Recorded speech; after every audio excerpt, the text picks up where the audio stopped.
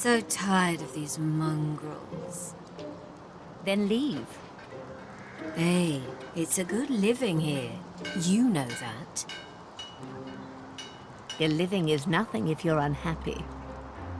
Never knew you to be sentimental. Logical, not sentimental. Unhappy people are sloppy, unreliable. Maybe that's why I ain't landed a mark in a while. I'm unhappy. Or maybe I'm just horny.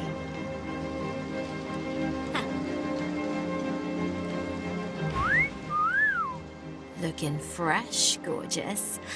What I wouldn't give to climb your tree.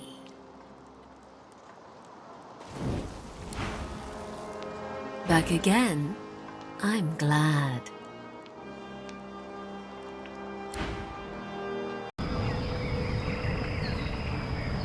A black-ringed priestess turns to you. Her astonishing beauty takes your breath away. Her gaze drifts past you, and you realize that she's blind.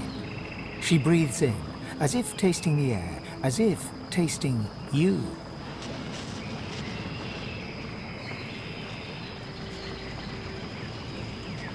She laughs and raises one hand, telling you to wait. She produces a mirror of darkest black, holds it up as if to look upon her own magnificence, and then speaks, as if to herself. I found God woken. She waits a moment, as if listening to her own reflection. It shall be done, O sallow one.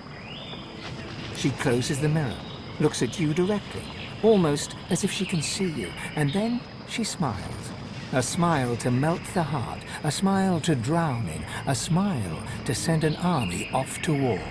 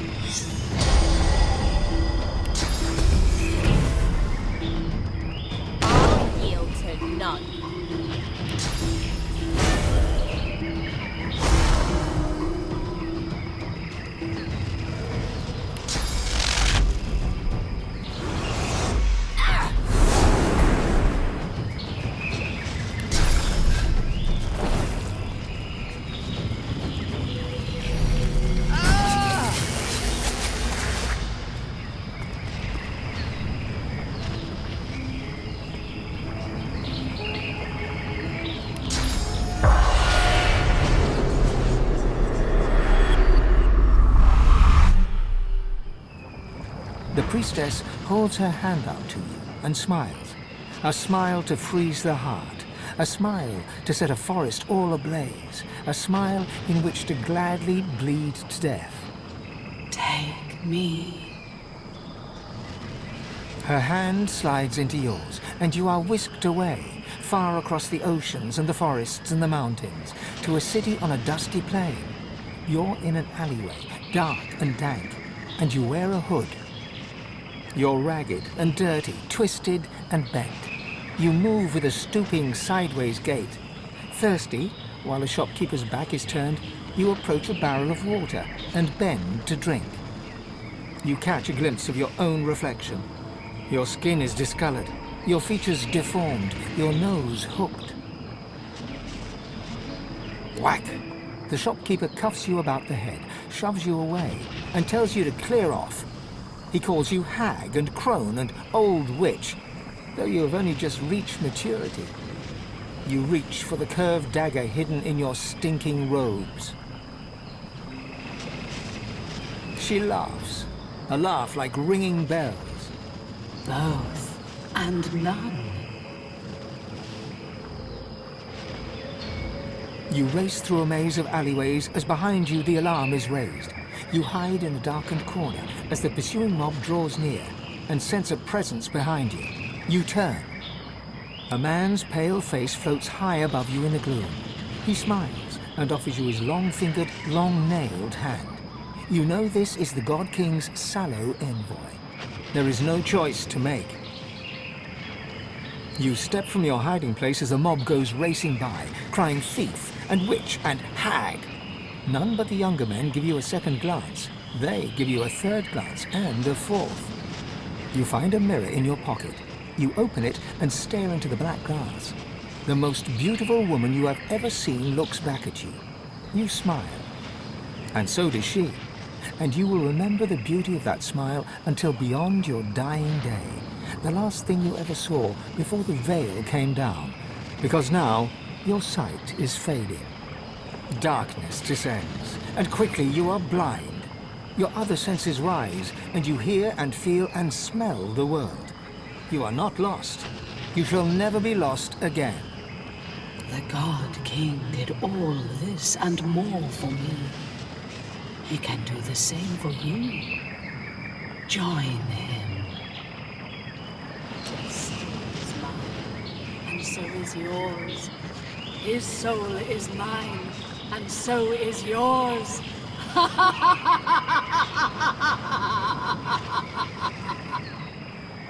Her laughter echoes like fading cathedral bells, ringing out a world of beauty and despair.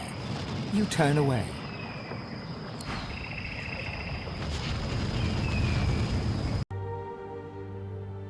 The silent monk looks like she was only recently converted. Her face was clearly beautiful once, and the eyes looking at you are not yet the full Fuligin black of other silent monks you have seen. One of her hands trembles. Twitching, it reaches out to you. Her hand is cold and smooth, like that of a porcelain doll. Jerkily, as if unused to movement, she strokes your hand gently and looks into your eyes. Her lips part and her mouth moves. Did she whisper, "Save me"? Or, "Slay me"? Or did you only hear what you wanted to hear in the whispers of the wind? Slipping your hand free from hers, you back away and leave her standing there. Her arm remains outstretched, stroking, as if you were still right there beside her.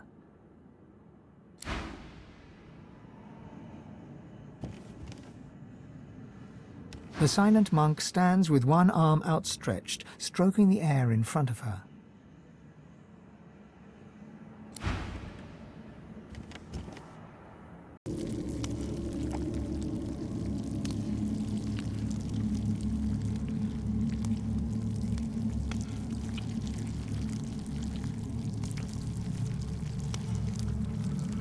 Sweet sir, handsome sir, seek out our master. He wants you.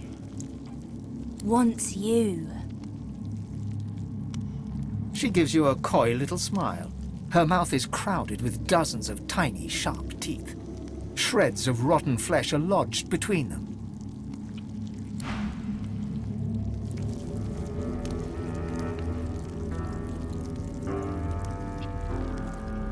Noble sir, my master awaits. To the west. I will not harm you.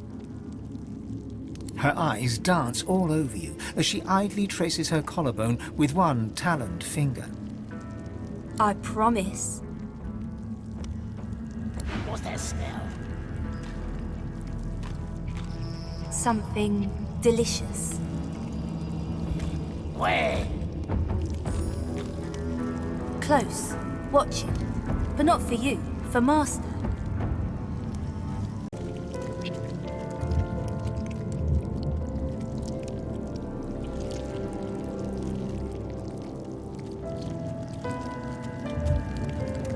sweet thing, succulent thing.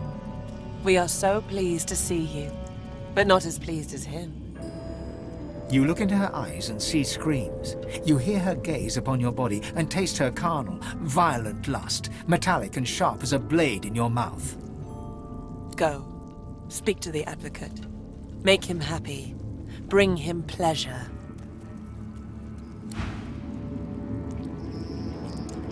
Oh, tender flesh.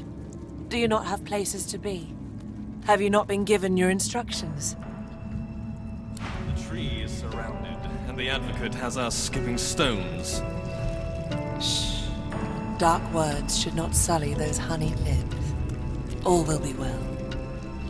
You have a lot of faith in these promised outsiders. He has faith in them, darling. That is all we need.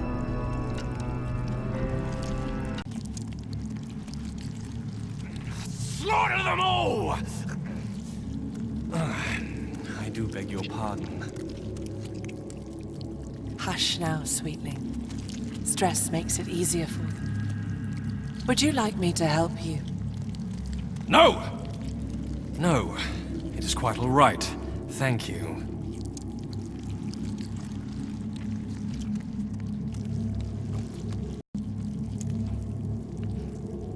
My master has lost interest in you, but I have not. Leave, my darling, while you still can.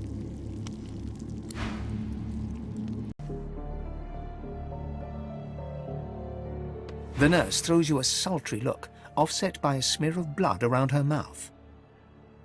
Something shifts beneath her robes, the outline of a diminutive third arm. A mewling cry can be heard from her abdomen. She places a hand over it and winks. Food, baby.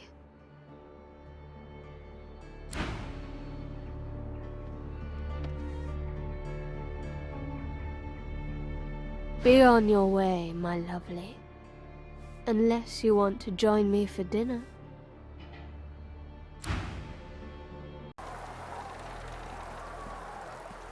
The nurse slinks right up to you and inhales deeply, then exhales with a sigh. You smell unclean. Would you like to be clean? She flicks her long, black tongue over cracked lips while staring unblinkingly. Her eyes reflect no light. They only consume.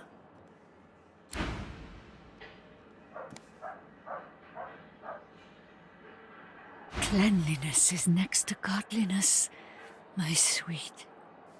Her face suddenly warps into a rabid scowl. She lunges forward. I'll scrub those bones until they glow like alabaster.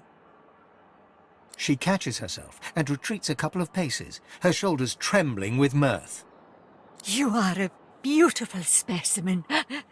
I forget my manners.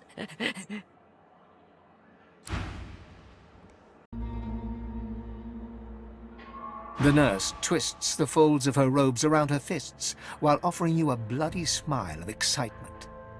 Do you have any babies that need treatment? We're very good with babies. We've taken care of thousands. The nurse mimes cradling a baby in her arms and throws you a lascivious wink.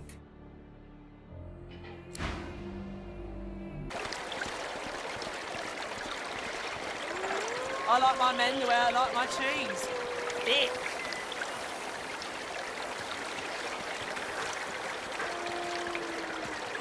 I like my men the way I like my cheese.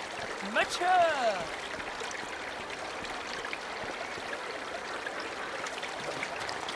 Why, sir, you smell divine. Do you eat cheese? Well, hello, handsome. Care to hear about the power of cheese? I've got wheels and rounds and blocks and rolls and possibly more, but my wares are nuanced with undertones of something rare.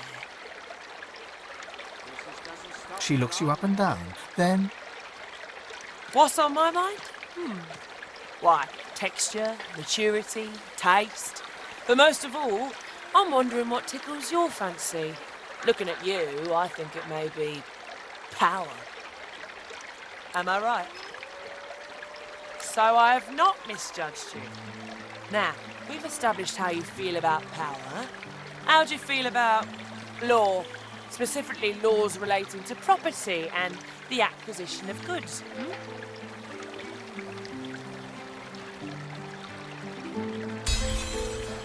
A glint appears in her eye, and she smiles. Then she raises her hands and shows you her rings. Perhaps this is the power you seek. I've been waiting for the right customer to come along for these, but I warn you, power doesn't come cheap. Even for someone as attractive as you. Are they stolen? Darling, what power isn't? I have my little helpers, here, there, and everywhere. They find me the finest morsels in all of Arx. After all, why should the most delectable of foodstuffs grace only the tables of the nobility?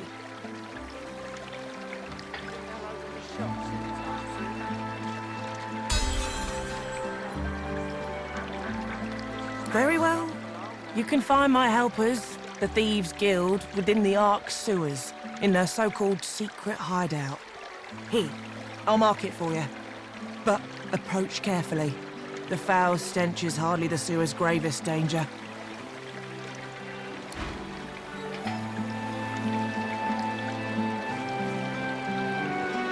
Can I offer you something special? Something with a hint of the forbidden? Something with a powerful taste? Ah, you speak of my little helpers. Is there more to speak of? I'm quite sure I provided what you need. Unless, of course, what you need is more cheese. With a glint in her eye, she raises her hand and shows you her rings. I'm sure you agree when I say no one has as many friends as the big cheese. No one has as many friends as... I can't do it. I just can't.